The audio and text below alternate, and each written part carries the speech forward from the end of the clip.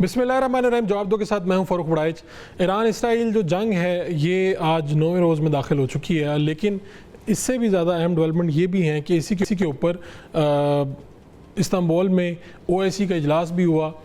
ترکیہ کے صدر Tayyip Erdogan نے بات بھی کی اور بڑی کھل کے بات کی، اور اسرائیل کی جو جارحیت ہے اس کو ایکسپوز بھی کیا اپنی تقریر کے اندر.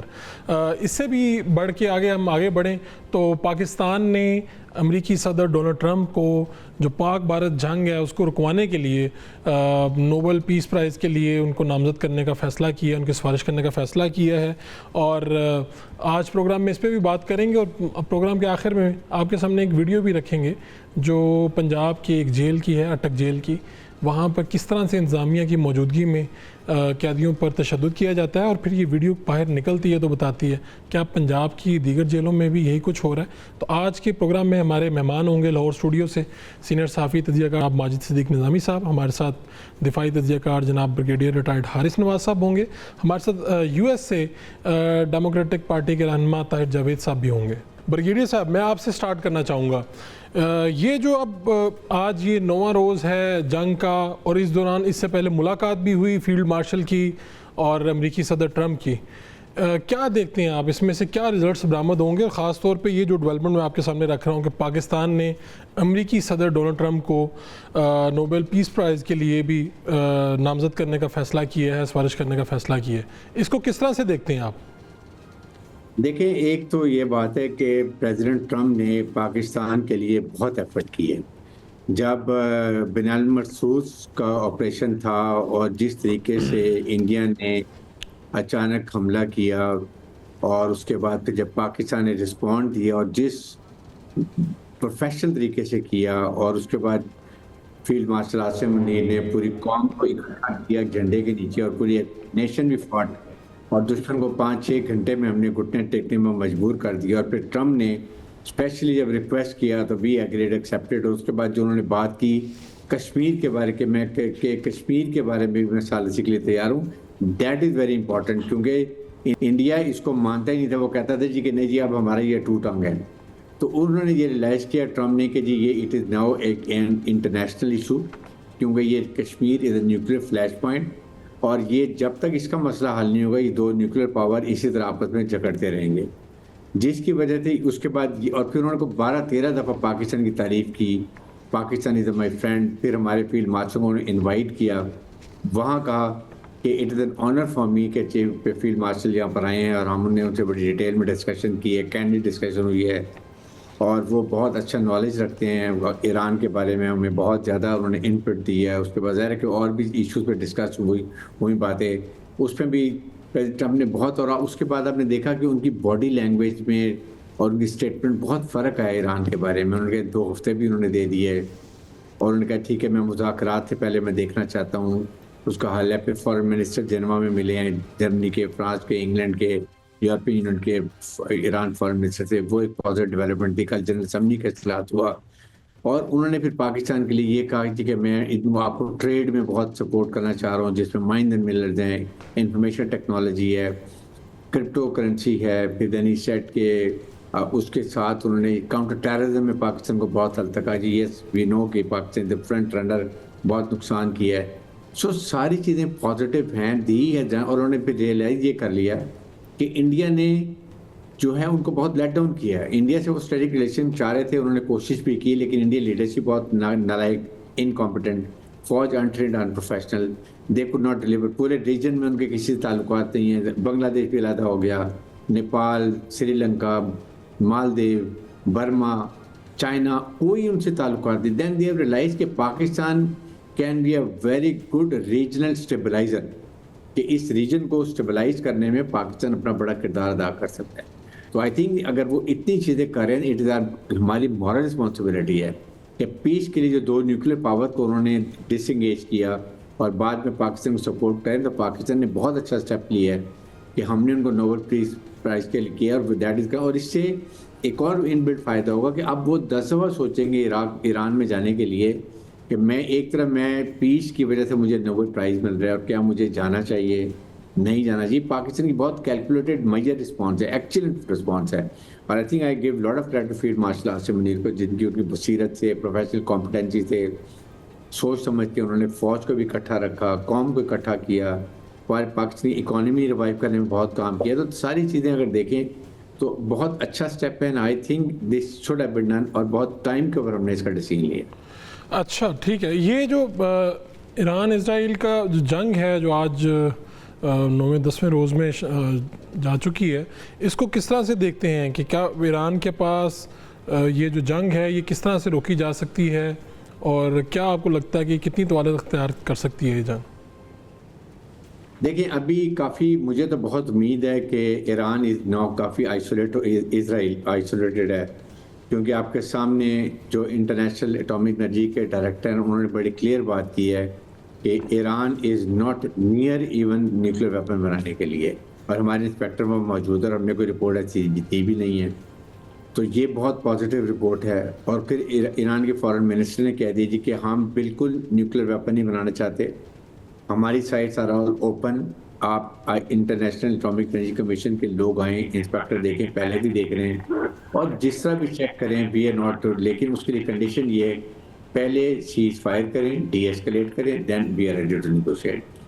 کل جنیوا میں جو میٹنگ ہوئی ہے اس میں یہی بات کی ہے کہ جی پھر دیکھیں ایک نیکڈ اگریشن کیا اسرائیل نے کسی ملک میں, سوورن ملک کے اندر, آپ کے نہ آپ کو ریزن یا آپ کو یونائیٹڈ نیشن نے آتھرائز نہیں کیا. اگر آپ نیوکلیر کی بات کرتے ہیں تو IAEA نے کیا یہ یونائٹڈ نیشن کو رپورٹ بھیجی ہے کہ انڈیا امریکہ یہ ایران نیوکلیر ویپن بنانے کے لیے طرح بیٹھا, وہ بھی بات نہیں. تو how can you go an attack a country, اور اتنا بڑا ملک ہے تو وہ بھی اس کنڈیشن میں. پھر 21 مسلم ممالک نے بڑی اسٹرانگ اسٹیٹمنٹ دی ہے, رشیا چائنا نے بہت دی ہے, آج اسلامک ممالک کا ہو رہا ہے اس میں بڑے سارے ممالک کھل کے بولے, 40 کنٹریز پارٹیسپیٹ کر رہی ہیں. آئی ایم شیور کہ یہاں سے بڑی اسٹرانگ ورڈی اسٹیٹمنٹ ہونی چاہیے. This is the time Islamic world must show their strength. They should say کہ ہم اس کو کنڈیم کرتے ہیں, اور اس کے لیے ہم جہاں تک کریں گے, اگر وہ نہیں کرتے ہیں تو ہم اپنے سفارتی تعلقات ختم کریں گے, اور ہم تمام پروڈکٹ کا بائی کٹ کریں گے. آئی تھنک اس طرح کی کوئی اسٹیٹمنٹ آنی چاہیے. ٹھیک ہے, ہمارے ساتھ ہی رہیے گا. ہمیں امریکہ سے طاہر جاوید صاحب نے بھی جوائن کیا ہے جو ڈیموکریٹک پارٹی کے رہنما ہیں. میں انہیں بھی ویلکم کہوں گا پروگرام میں, لیکن ماجد صدیق نظامی صاحب میں آپ کے پاس آؤں گا. آپ اسے کس طرح سے دیکھ رہے ہیں جو خاص طور پہ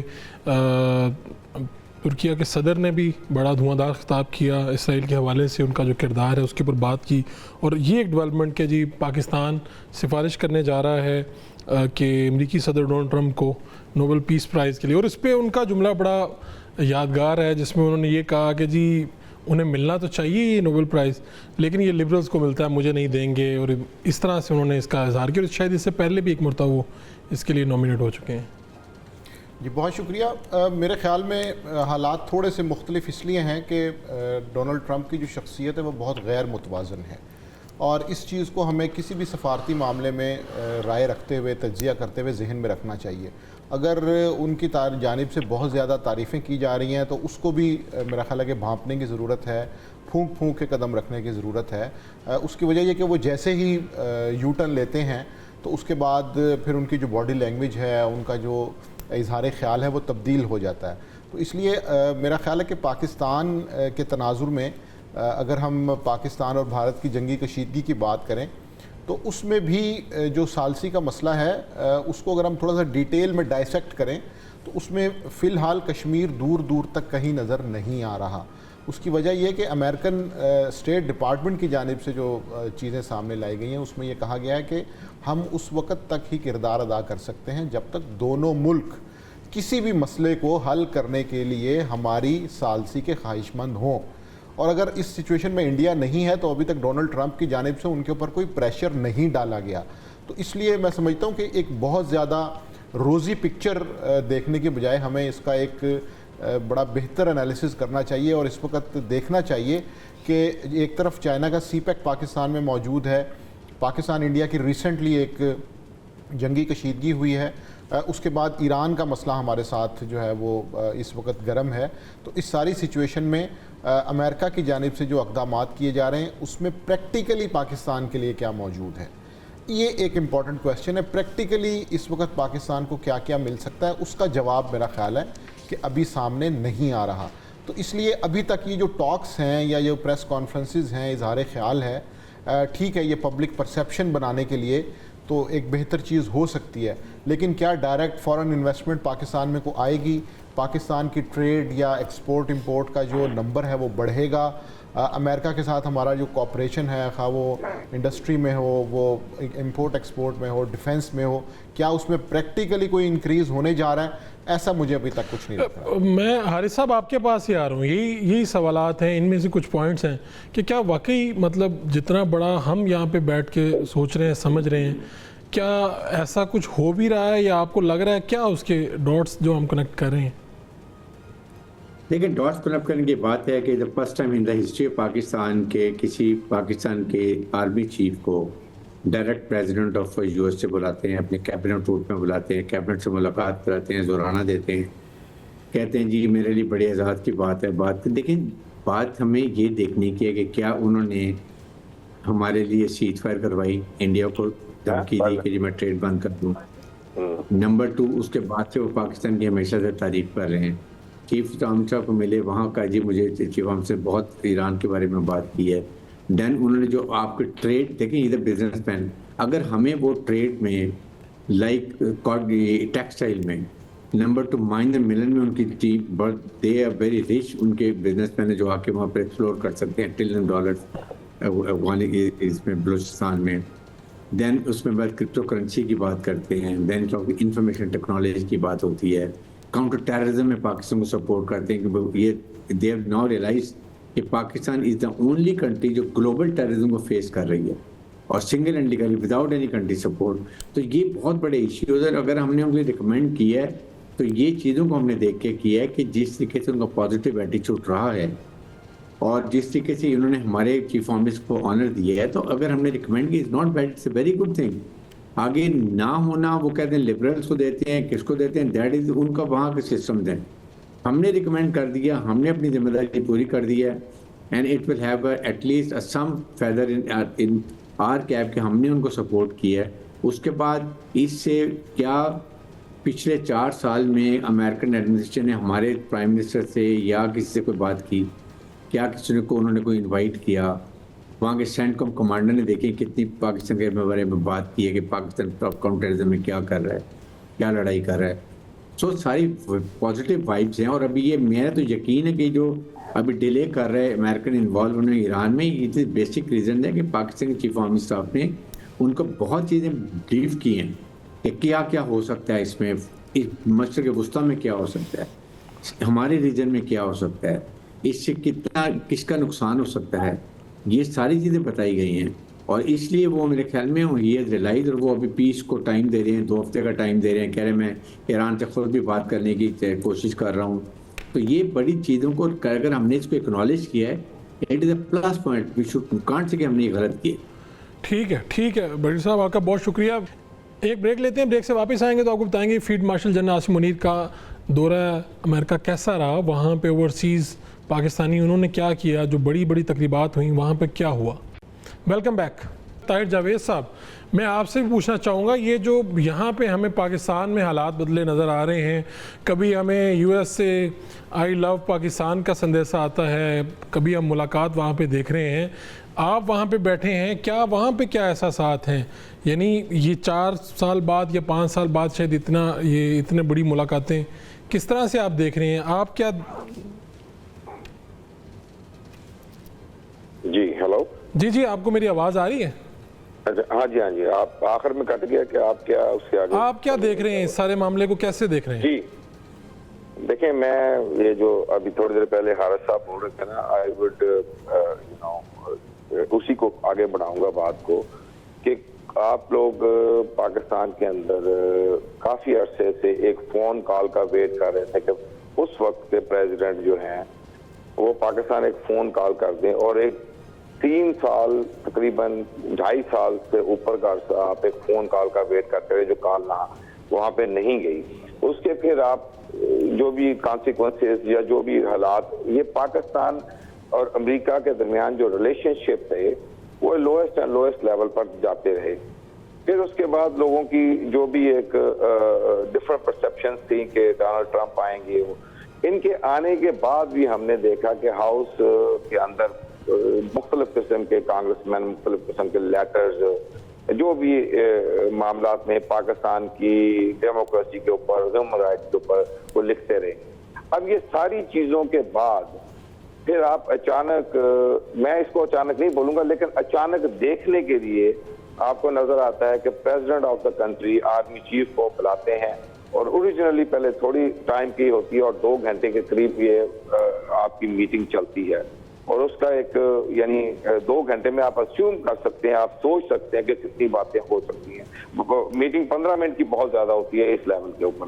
اچھا، اب یہی نہیں ہے، یہ جو آپ کا وفد یہاں پہ آیا، اس کے اندر پہلی بات یہ کہ اس میں نیشنل سیکورٹی ایڈوائزر، وزیر داخلہ اور DGMO اور کچھ اور اہم لوگ، اور اس کے ساتھ ساتھ جو امریکہ کی جو ایمبیسڈر یا چارج دی افیئر جو پاکستان میں ہے وہ بھی یہاں موجود تھے. پھر آپ کی چھوٹے لیول پہ بہت ساری ملاقاتیں ہوتی ہیں، چھوٹے لیول سے مڈ لیول پہ وائٹ ہاؤس کے اندر ملاقاتیں ہوتی ہیں، اسٹیٹ ڈپارٹمنٹ تلسی گبارڈ سے ملاقات ہو رہی ہے، اور بہت ساری ملاقاتیں. ان ملاقاتوں میں کچھ نہ کچھ ڈسکس ہو رہا ہوتا ہے جو آپ کی بڑی ملاقات کی ریزن بنتا ہے. یا تو ہوتی ہے یا نہیں ہوتی، اگر ہوتی ہے تو پھر کتنی مفید ہوتی ہے. تو ان ساری ملاقاتوں کے بعد آپ کو ٹائم ملتا ہے، اور اچھا ٹائم ملتا ہے، اور بڑی مفید ملاقات ہوتی ہے. اس ملاقات کے بعد اگر آپ کو یعنی ملاقات ہونے کے بعد پریزیڈنٹ آف یونائٹڈ اسٹیٹس کہتا ہے اٹ واز این آنر. آپ کے کچھ وہاں پہ پارٹیسپینٹ کو میں کہوں گا مجھے غور سے سنیں، اٹ واز این آنر. یہ وہ شخص بول رہا ہے جو لوگوں کو ہیڈ آف اسٹیٹ کو بلا کے اپنے اوول ہاؤس میں بے عزتی کرتا ہے. وہ کہتا ہے اٹ واز این آنر. اب اگر ان ساری چیزوں کے بعد کہتے ہیں ہم نے دائیں طرف جا کے دیکھنا ہے، ہم نے بائیں طرف جا کے دیکھنا ہے، نیچے سے اوپر کو دیکھنا ہے، اوپر سے نیچے کو دیکھنا ہے، تو ان کو کبھی نظر ہی نہیں آئے گا ان کی آنکھیں خراب ہیں. تو میں یہ کہتا ہوں کہ Pakistan has all the reason to say that کہ پاکستان اور امریکہ کے درمیان جو حالات تھے جو بڑی لو لیول پہ چل رہے تھے، اس ملاقات کے بعد اس کے اندر کافی بڑی تبدیلی آ چکی ہے. پاکستان ایک ریسپیکٹفل وے کے ساتھ، اور یہ اسی ٹائم پہ ہو رہا ہے جب مودی کو ایک کولڈ شولڈر مل رہا ہے ان بٹوین. اچھا، اب یہ ساری چیزوں کے بعد کہ آپ کے پاس ٹینجیبل کیا ہے، ابھی آپ کے ایک پارٹیسپینٹ نے کہا ہے کہ اس میں جو ہے وہ کشمیر کے اوپر آپ کوئی موو نہیں دیکھیں گے. اب میں ان کو بھی سمجھا دیتا ہوں کہ جب 360 کی ریووکیشن کے بعد انڈیا یہ کلیم کرتا چلا آ رہا ہے کہ یہ ہمارا اپنا انٹرنل میٹر ہے، اس میں باہر کی انٹرنیشنل دنیا کا کوئی لینا دینا نہیں ہے، اس ٹائم کے اوپر پریزیڈنٹ آف یونائٹڈ اسٹیٹ کہتا ہے کہ آئی ول ڈو دی امیڈیشن. آپ کا جو نیریٹو ہے اس کو ایکسپٹ کر لیا جاتا ہے انٹرنیشنلی، اور انڈیا کے نیریٹو کو شٹ اپ کال دی جاتی ہے. یہ اگر موو نہیں ہے، اس کے اندر کوئی امپروومنٹ نہیں ہے، تو مجھے نہیں پتا کہ آپ کو امپروومنٹ دیکھنی ہی نہیں آتی، یا آپ کو سمجھ ہی نہیں آتی، یا پھر آپ کو سمجھانے کے لیے لیزر سیشن کرنا پڑے گا. تو یہ جو چیزیں ہیں نا پاکستان کے اندر، اس طرح کی نیک چھوٹی چھوٹی excuses, this is a huge achievement, this is a great achievement for Pakistan. اور اس کے ساتھ ساتھ اگر پریزیڈنٹ جو پہلے کہتا تھا جی میں آج ڈائریکٹ حملہ کر دوں گا یا کل کر دوں گا، وہ 15 دن کا ٹائم دیتے ہیں، تو آیا آپ کو یہ نظر نہیں آ رہا کہ اس میٹنگ کے اندر کسی نہ کسی طریقے سے فیلڈ مارشل نے 15 منٹ کی نیگوشیشن کی ہے، 15 دن کی نیگوشیشن کی ہے کہ let us do our communication. And انہوں نے یہ چیز کنوینس نہیں کی ہوگی کہ وی نو ایران بیٹر. تو یہ جو چیزیں پریزیڈنٹ آف یونائٹڈ اسٹیٹس نے آگے بولا کہ Pakistan understand Iran better, Pakistan it's an honour to meet with ہم. تو یہ ساری چیزوں کو آپ کو پٹ ٹوگیدر کر کے جب دیکھتے ہیں تو میں تو یہ سمجھتا ہوں کہ ون مور ٹائم پاکستان کے فیلڈ مارشل اس ایران اور اسرائیل وار کے اندر ایک اپنا رول ادا کرتے ہوئے نظر آ رہے ہیں. پاکستان کا ایک رول ہے جو ہمیں نظر آ رہا ہے، اور پازیٹیو رول نظر آ رہا ہے، اور دنیا کے اندر پاکستان کو ایک دفعہ پھر میں سمجھتا ہوں کہ ایک انتہائی سنگ میل اور ایک انتہائی عزت کا مقام انشاءاللہ اللہ تعالیٰ دے گا اگلے کچھ دنوں میں. یاد رکھیں ایک سیکنڈ یہ یاد رکھیں کہ پاکستان یہاں پہ ریپریزنٹ کرتا ہے ایران کو، ایران کی اپنی ایمبیسی نہیں ہے. یہ بھی نہیں ہو سکتا کہ پاکستان نے کوئی نہ کوئی بات کیے بغیر یہاں آ کر کے میٹنگ کر لی ہو. تو یہ ساری چیزوں کو پٹ ٹوگیدر کر کے جب دیکھتے ہیں تو بہت کچھ اچیو. طاہر صاحب، یہ فیلڈ مارشل یو ایس آتے ہیں، جو اوورسیز پاکستانی ہیں ان کا کیا وہاں پہ رد عمل تھا؟ وہ بھی آپ ملاقاتوں میں شامل بھی رہے، جو گیٹ ٹوگیدرز بھی ہوئی ہیں، ان کا احوال بھی ہم جاننا چاہ رہے ہیں آپ سے. اوورسیز پاکستانی کی ڈیمانڈ یہ تھی یہاں پہ کہ تقریباً 350 کے قریب اس حال پہلے انہوں نے ایک اور حال میں امبیسی میں کرنا تھا، وہاں پہ صرف 200 کے قریب لوگ آ سکتے تھے، پھر ایک اور جگہ پہ گئے وہاں پہ 300 کے اوپر کی گنجائش نہیں تھی، پھر انہوں نے تیسری جگہ پہ جب چینج کیا کیونکہ لوگ بڑھتے چلے جا رہے تھے اور ٹائم نہیں تھا، پھر اسی جگہ پہ اس کو کیا۔ اگر یہ پراپر طریقے سے ٹائم یعنی لے کر کیا جاتا تو شاید آپ ہزاروں لوگ اس میٹنگ میں اکٹھے ہوتے دیکھ لیتے۔ اس کے بعد اس میٹنگ کے اندر جب لوگوں میں گل مل گئے تو لوگ ایک دوسرے کے اوپر چڑھ کے ہاتھ ملانے کی کوشش کر رہے تھے اور ان کے ساتھ فوٹو کھچانے کی کوشش کر رہے تھے۔ یہاں پہ بہت انتہائی خوش دلی سے لوگوں نے ویلکم کیا، اپنے اس طرح ویلکم کیا جس طرح وار ہیروز کو ویلکم کیا جاتا ہے۔ اس کے بعد ان کے سوالوں کے جواب دیے انہوں نے، کوئی ایک آدھا سوال نہیں تھا، 2 درجن سے زیادہ سوالوں کے انہوں نے جواب دیے اور کوئی ایسا سوال نہیں تھا جس کی تسلی کیے بغیر وہ آگے بڑھے ہوں۔ ایک لمبی ملاقات تھی، 2.5-3 گھنٹے تک وہ چلتی رہی اوورسیز پاکستانیز کے ساتھ، اور اوورسیز پاکستانیز کی طرف سے اس چیز کا خواہش کا اظہار کیا گیا کہ آپ جب بھی یہاں پہ آئے یا ہمیں ادھر بلائیں، اس طرح کی میٹنگز کو کنٹینیو کرنا چاہیے۔ میں سمجھتا ہوں کہ اوورسیز پاکستانیز کے اندر ان کی مقبولیت میں بھی اور ان کی انڈرسٹینڈنگ کے اندر بھی بہت زیادہ اضافہ ہوا ہے اس کے اندر، اور اس چیز کو آپ نیئر فیوچر میں آپ جب بھی دیکھیں گے وہ یہاں پاکستان آئیں گے، یہ چیز جو ان کی اوورسیز پاکستانیز کے ساتھ جو ملاقات ہے یہ آپ مزید آگے بڑی سے بڑی ملاقات ہوتے ہوئے دیکھیں۔ اور یہ جو ٹرمپ امریکی صدر ڈونلڈ ٹرمپ نے یہ جو اسٹیٹمنٹ دی کہ مجھے نوبل پیس پرائز نہیں ملے گا، یہ صرف لبرلز کو ملتا ہے، آپ اس کو یہ بات کو کیسے دیکھتے ہیں؟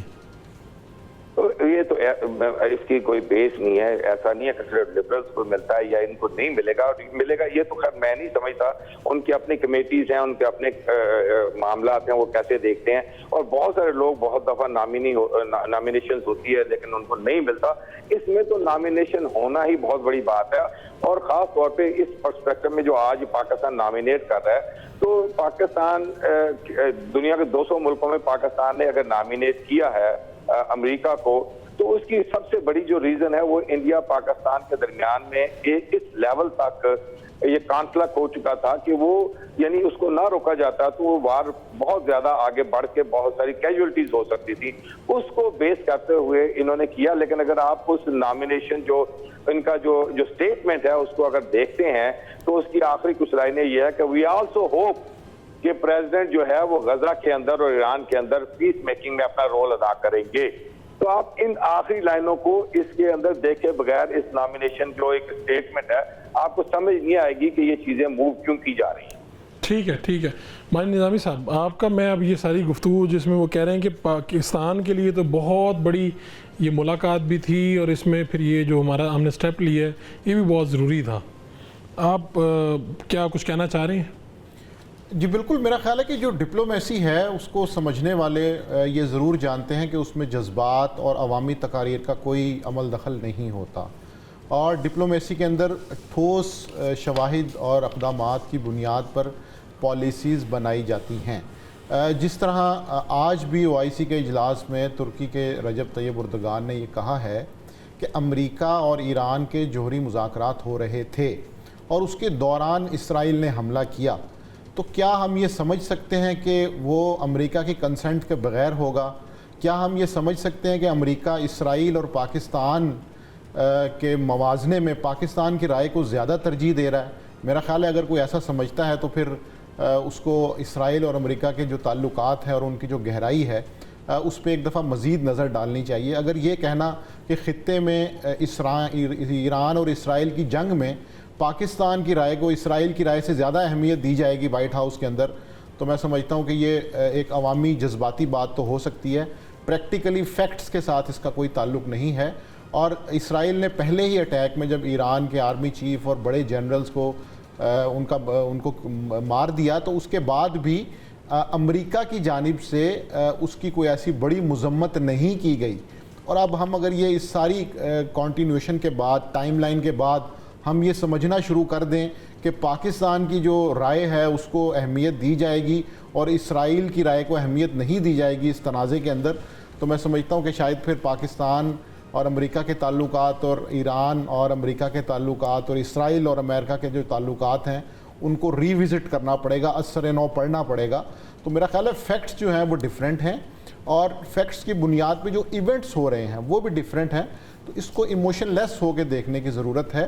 گراؤنڈ پہ جو چیزیں ہو رہی ہیں اس میں یہ بالکل ایک غیر متوازن جنگ ہے جس میں ایران کمزور ہے, اسرائیل طاقتور ہے, اور انہیں ایک بیک اپ بھی مل رہا ہے مختلف ملکوں کے اندر جو امریکہ کے اور دوسرے ممالک کے اڈے ہیں, وہاں سے انہیں سپورٹ بھی مل رہی ہے.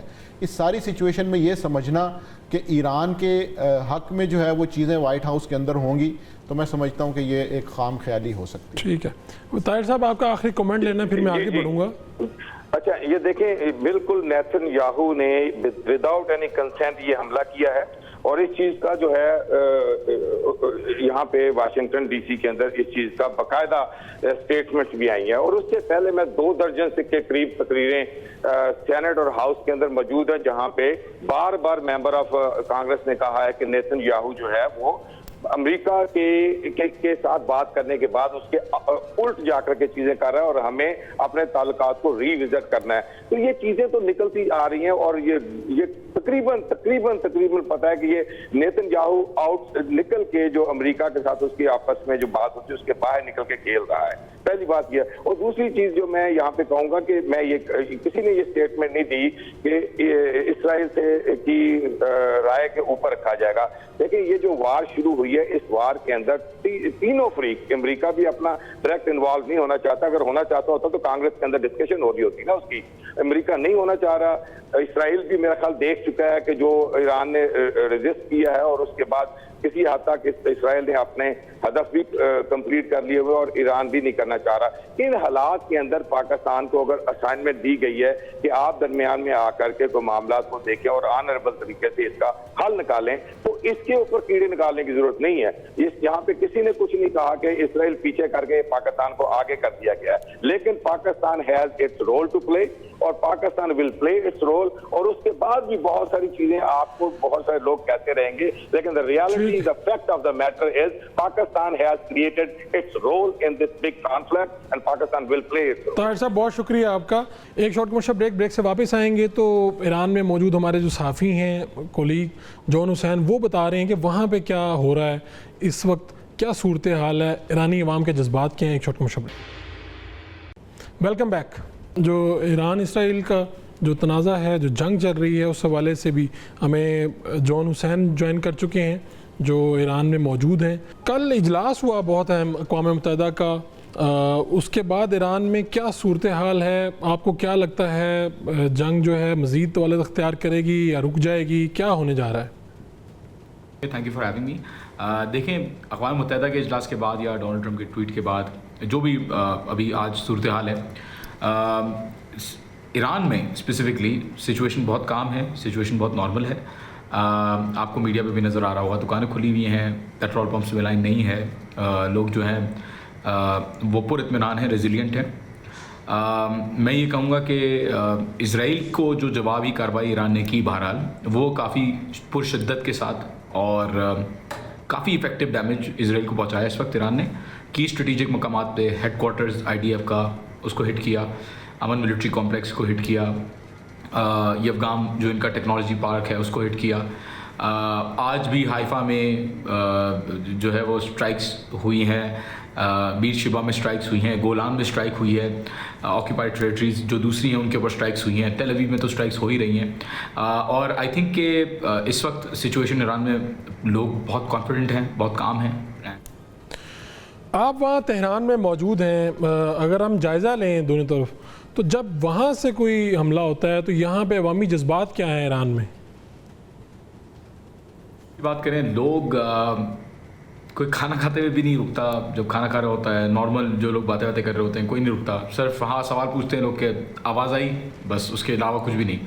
تو people are not taking this very seriously here. ان کے لیے یہ جنگ کے لیے تیار ہیں, اینڈ جنگ کے لیے یہ تیار آئی تھنک ہوتے ہوئے آ رہے ہیں ریولیوشن کے ٹائم سے 1979 سے. تو یہ کافی آئی تھنک جو ہے وہ نارمل رسپانس دیتے ہیں ایکسپلوژنس کی آوازوں کا. However on the other hand Israel کے اندر اتنی سی جگہ پہ بار بار ان کو بیچاروں کو بار بار شیلٹرز کی طرف جانا پڑتا ہے, اور اتنی سی تو وہ آکیپائڈ ٹیریٹری ہے جو جس کے اوپر قبضہ کیا ہوا ہے اسرائیل نے. تو بار بار وہ لوگ جاتے ہیں اور بنکرز میں جگہ نہیں ہوتی اور اب مجبوراً ان کو لوگوں کو چوز کرنا پڑ رہا ہے کہ جوز کو اندر شیلٹرز میں جگہ دیں اور نان جوز کو شیلٹرز میں جگہ نہ دیں. تو سچویشن بہت کمپلیٹلی مختلف ہے ایران اور اسرائیل کی. اینڈ ایران آئی ووڈ سے is not affected by the strikes. یا جو بھی اسٹرائکس تو خیر نہیں ہوتی, زیادہ تر ڈرون اٹیکس ہوتے ہیں کوڈ کاپٹرس کے تھرو اربن ایریاز میں. تو آئی ووڈنٹ سے کہ یہاں پہ لوگوں کو کوئی خاص امپیکٹ ہوتا ہے. ایران اسرائیل جنگ میں اب دفاعی لحاظ سے تو کون مضبوط ہے زیادہ؟ یعنی اگر میں دیکھوں عددی طاقت میں تو شاید ایران کے پاس فوج زیادہ ہے, لیکن آپ کی نظر میں کیا ہے؟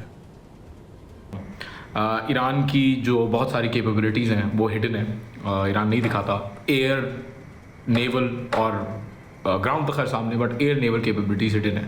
گراؤنڈ کیپیبلٹیز بھی آئی ووڈ سے کافی حد تک جو ہے وہ جو لوگوں کا جذبہ ہے یہ بھی جنگ میں کاؤنٹ کرتا ہے. جذبہ کیا ہے, آپ کا اسپرٹ کیا ہے, یہ بھی کاؤنٹ کرتا ہے. اور ویتنام وار میں جب ویت کانگ, آپ کو پتہ ہی ہے ویتنام میں کیا ہوا, بہرحال ہسٹری لیسن تو نہیں سکتے, بٹ بہت بری طریقے سے امریکہ کو بھاگنا پڑا وہاں سے. افغانستان میں امریکہ کو بھاگنا پڑا. ایٹ دا سیم ٹائم دوسرے ملک بھی ہیں جہاں پہ جنگیں ہوئی ہیں. اینڈ کاؤنٹلیس ٹائمز بھی ابھی حوثیوں کا جو یونائٹڈ اسٹیٹس نے اگریمنٹ کر لیا کہ we will not hit you and you will not hit us and everything is fine, you can hit Israel basically. انہوں نے implied تو یہی کہا ہے. تو I wouldn't count on the numbers game or defense equipment or anything. just جو لوگ کا جذبہ ہے, جو لوگوں کی جو اپنی ریزیلینس ہے, جو ان کی اپنی اسپرٹ جو ان کی ہے, وہی اتنی کافی ہے کہ ایران کو جو ہے وہ, جب ایران عراق وار ہوا تھا 1980 سے لے کر 1988 تک, تب ایران کے پاس کیا تھا؟ صدام کے پاس سب کچھ تھا. صدام کے پاس مسٹین اور دیگر نرو گیسز جو تھیں وہ تھیں, اور ایران کے پاس کچھ بھی نہیں تھا. وہ پھر بھی Iran won the war. So I would say that despite Saddam having Russia support, United States, U K, France, جتنے بھی ملک ہیں, تو آئی وونٹ سے کہ ابھی انفیکٹ ایران اور زیادہ پاورفل ہو گیا. تو آئی وونٹ سے کہ کہیں بھی وہ ہار سکتا ہے اسرائیل سے جنگ. That is my own personal opinion. بھائی صاحب آپ کس طرح دیکھ رہے ہیں؟ یعنی وہ ہمارے ساتھ ہی ہیں جون حسین, آپ اس ساری جو ابھی دیکھیں نا, اب اتنے روز بعد بھی ہم کیپیسٹی پہ بھی بات کر رہے ہیں, ریئیکشن پہ بھی بات کر رہے ہیں, آپ کیا سمجھتے ہیں کہ پلڑا کس کا بھاری ہے, اور یہ آپ کو کیا لگتا ہے کہاں پہ جا کے سلسلہ رکے گا؟ جی پریکٹیکلی جب ہم چیزوں کو دیکھتے ہیں تو ہمیں ایک ڈفرینٹ پکچر نظر آتی ہے. اسرائیل چونکہ اس کا ایریا بہت کم ہے, مطلب 425 کلومیٹر کے آس پاس, اور اگر ہم اس کو اسٹریچ میں دیکھیں تو تقریباً کوئی 100 کلومیٹر کی چوڑائی اس کی بنتی ہے. لیکن ٹیکنالوجی وائز ہم یہ دیکھ رہے ہیں کہ اب جنگوں کی نوعیت بدل چکی ہے. اب آپ کو اس طرح سے گراؤنڈ فورسز, ایک ہیوج آرمی کی ضرورت نہیں ہے. ٹیکنالوجی کے اندر, میزائل ٹیکنالوجی کے اندر, ایئر ڈیفنس کے اندر آپ کی کیا کیپیبلٹیز ہیں وہ زیادہ میٹر کرتا ہے. تو اگر جذبہ اور طاقت کے ساتھ ساتھ آپ کے پاس ایئر ڈیفنس کی صلاحیت موجود نہیں ہے تو پھر میرا خیال ہے کہ جنگ کی صورتحال تب تبدیل ہو سکتی ہے. سو اس لیے ایران اور اسرائیل کا ایک جو بنیادی فرق ہے وہ یہ ہے کہ جب بھی ایران سے کوئی چیز فائر ہوتی ہے تو اس کو پہنچنے کے لیے جو ٹائم لگتا ہے وہ تقریباً 20 سے 25 منٹ ہے, جس کے اندر تمام سینسرز, تمام ریڈارز, تمام ایئر ڈیفنس کے سسٹمز جو ہیں وہ الرٹ ہو جاتے ہیں.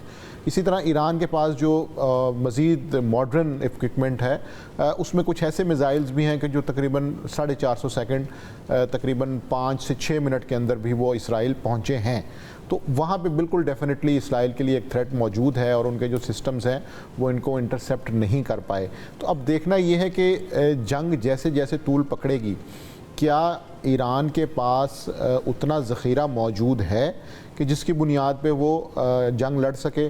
اور اسرائیل کا تو ایشو یہ ہے کہ ان کے پاس ایک تو ذخیرہ بھی موجود ہے اور انٹرنیشنل سپورٹ بھی موجود ہے پریکٹیکلی.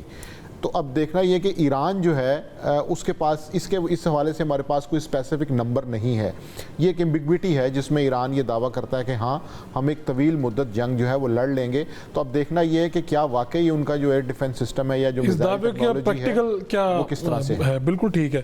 جون حسین صاحب, میں آپ سے آخری سوال پوچھنا چاہ رہا ہوں کہ یہ جو ملاقات بھی ہوئی فیلڈ مارشل عاصم منیر صاحب کی امریکی صدر ٹرمپ سے, اس کے بعد انہوں نے کہا کہ پاکستان ایران کو اچھی طرح جانتا ہے, تو آپ کو کیا لگتا ہے کہ ساری صورتحال میں پاکستان کیا کردار ادا کر سکتا ہے؟ یا پاکستان کی ہی وجہ سے شاید یہ جو ڈیلے ہوا ہے, جو ایران کے اوپر حملہ آور ہونے کی سوچ رہا تھا امریکہ, یہ جو بات کی جا رہی تھی, اس کو کس طرح سے دیکھیں گے آپ؟ جی absolutely, Pakistan can play a very positive role. in negotiations, کر سکتا ہے اگر negotiations میں بات آئے تو. اینڈ obviously یونائٹڈ اسٹیٹس تو خوش نہیں ہوگا سچویشن کو دیکھ کے, but Pakistan can help Iran on multiple fronts. And Pakistan کی طرف سے جو امید ہے ایران میں لوگوں کو وہ بھی بہت زیادہ ہے کہ پاکستان جو ہے وہ کھڑا ہوا ہے ایران کے ساتھ.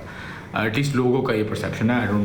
گورنمنٹ جو ہے وہ ایسی بات نہیں کرتی, بٹ لوگ یہ سوچتے ہیں کہ ہاں یار ٹھیک ہے پاکستانی ہمارے ساتھ ہیں. دیگر ممالک کی بھی بات ہوتی ہے, but Pakistan is one of the closest countries I would say in this whole وار, کیونکہ پاکستان ڈائریکٹلی اسرائیل کے ساتھ بھی ان کے جو اسرائیل کی تھریٹ اسیسمنٹ ہے اس کے اندر پاکستان بھی فال کرتا ہے. ٹھیک ہے, بہت شکریہ آپ کا جون حسین صاحب, آپ ہمیں وہاں پہ ساری صورتحال سے آگاہ کر رہے تھے. ایک شارٹ کمرشل بریک لیتے ہیں, بریک سے واپس آئیں گے تو اٹک جیل کا معاملہ ہے. یہ آپ نے خبروں میں تو سنا ہے, لیکن ایکچوئل وہاں پہ کیا ہوا, ایک بریک. Welcome back. مجھے پروگرام کے اس حصے میں بڑی ہی اہم ایک ویڈیو جو کل سے وائرل بھی ہے اس پہ بھی بات کرنی ہے. یہ واقعہ ہے اٹک جیل کا, جہاں پہ قیدیوں پر جیل انتظامیہ کی طرف سے تشدد ہو رہا ہے, اور پھر اندر سے ہی ویڈیو بنا کے وہ باہر آتی ہے ویڈیو جس میں دکھایا جا رہا ہے کہ جیل انتظامیہ کی موجودگی میں یہ سارا تشدد ہو رہا ہے. اور اس کے اوپر پھر ایکشن بھی ہوتا ہے. 5 جو اہلکار ہیں ان کو معطل کیا جاتا ہے, 2 افسران ہیں وہ معطل ہوتے ہیں, جو جیل کے سپرنٹینڈنٹ ہیں ان کو ادھر سے ہٹا دیا جاتا ہے. لیکن بہرحال یہ اپنی جگہ پہ سوالیہ نشان تو ہے نا کہ پنجاب بھر کی جیلوں میں خاص طور پہ اس وقت ایسی صورتحال ہے جہاں پہ سیاسی قیدی بھی بہت موجود ہیں اور ویسے بھی قیدی موجود ہیں. تو وہاں پہ کیا یہ تو کہتے ہیں نا دیگ کا ایک دانہ ہے, اگر اٹک جیسی بڑی جیل میں اس طرح ہو رہا ہے تو کیا باقی جیلوں کے حالات کیا ہوں گے. مادی نظامی صاحب, میں آپ سے اس پہ بھی چاہوں گا کہ آپ کا تبصرہ ہے کہ ویسے تو مجھے تو خیر کچھ ماہ پہلے کول لکھپت جیل جانے کا موقع ملا, وہاں پہ لوگوں سے ملنے کا بھی موقع ملا, لیکن میرے خیال میں ہماری جیسی ان ملاقاتوں میں قیدی اپنا دکھ نہیں بتا پاتے کہ جیل کا اندر حال کیا ہے. تو مجھے عمر عبدالرحمن جنجوعہ نے یہ کچھ چیزیں بھجوائی تھیں, آپ کا کیا تبصرہ ہے اس پہ؟ میرے خیال میں پاکستان کے نظام انصاف کی ایک ڈارک سائیڈ بھی ہے, اور اس کے اندر جب ہم دیکھتے ہیں کہ انتظامیہ اور اسپیشلی وہ تمام لوگ جو ریاستی عہدوں پر موجود ہیں, جب وہ اس طرح کی چیزوں سے کچھ نہ کچھ رعایت برتتے ہیں اور آنکھ چھپا لیتے ہیں تو اس سے پھر مسائل بڑھتے ہیں. جب آپ کسی بھی غیر قانونی کام کو کسی بھی منیمم لیول پہ الاؤ کرتے ہیں تو پھر آپ یہ ایکسپیکٹ نہیں کر سکتے کہ وہ وہاں پہ رکے گا. اس وقت ہم یہ بھی دیکھ رہے ہیں کہ جو پنجاب میں نیا CCD ڈپارٹمنٹ بنا ہے, کرائم کنٹرول ڈپارٹمنٹ, اس کی جانب سے جو پولیس مقابلوں کی رپورٹس آ رہی ہیں اس میں بھی دن بدن اضافہ ہوتا جا رہا ہے. تو میرا خیال ہے کہ یہ پاکستان کے نظام انصاف پہ ایک سوالیہ نشان ہے. اور اس وقت جو امپورٹنٹ نقطہ ہے وہ یہ ہے کہ یہ واقعہ کیوں رپورٹ ہوا, کیونکہ اس کی ویڈیو بن گئی. ہاں, اس کی ویڈیو باہر آئی, وائرل ہوئی, اس کے بعد شاید خبروں میں آئی یہ بات.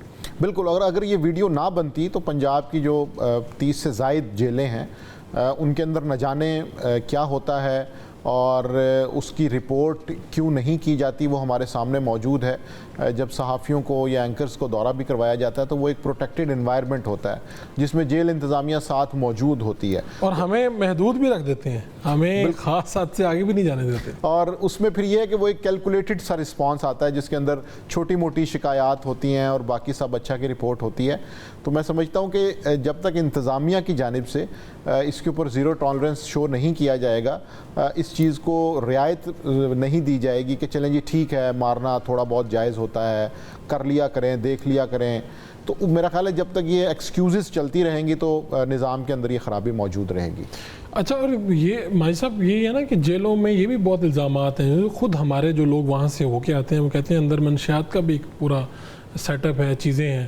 میں نے دیکھیں کہ ہم یہ صرف ایک ون سائیڈڈ نقطہ نظر نہیں بیان کر رہے, ہم نے ہماری ٹیم نے جو جیل خانہ جات کے اہم جو ہیں لوگ ہیں ان سے بھی رابطہ کرنے کی کوشش کی ہے. رانا عبدالمنان خان صاحب کو بھی مدعو کیا گیا تھا, میرے خیال میں پنجاب اسمبلی میں شاید کئی مصروف ہیں, جو چیئرمین CM ٹاسک فورس ہیں برائے جیل خانہ جات. تو میں ماجد صاحب آخری ہم اس کو کنکلوڈ کر رہے ہیں, یعنی سوچ کے بھی یہ حیرت ہوتی ہوگی کہ باقی جیلوں میں جو یہاں پہ ہو رہا ہے کیا وہاں پہ بھی یہی ہو رہا ہے.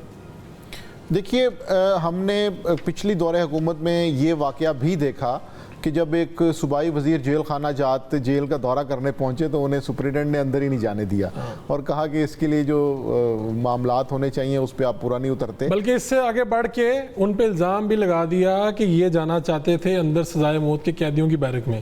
تو جب یہاں تک سسٹم میں موجود لوگ طاقتور ہوں اور ان کی اکاؤنٹیبلٹی کا کوئی پہلو نہ ہو، مثال کے طور پہ اسی واقعے کے اندر ہم یہ دیکھیں کہ انیشل رپورٹ کے اندر کس کو کیا سزا ملی ہے. سپرنٹینڈنٹ کو لاہور رپورٹ کرنے کا حکم دیا گیا ہے، کچھ لوگوں کو سسپینڈ کیا گیا ہے. کیا اس کے اندر کوئی ایسی تفصیلی رپورٹ آئے گی جس کے اندر یہ کہا جائے کہ ان چیزوں کی روک تھام کیسے ہونی چاہیے؟